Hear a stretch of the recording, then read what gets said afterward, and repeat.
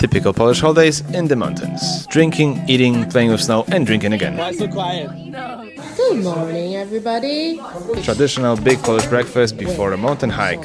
蒙古人、外星人、波兰人、司机。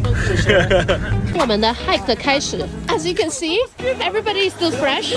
All the way, all the way, all the way. 爬山之前，要先喝一点小 energy drink. This is a 15-kilometer walk in a Tatra National Park, where we arrive at Morskie Oko, the eye of the sea, which was frozen. 我们走了差不多有12公里。明天继续爬山。不爬了，明天我就在家里就好了。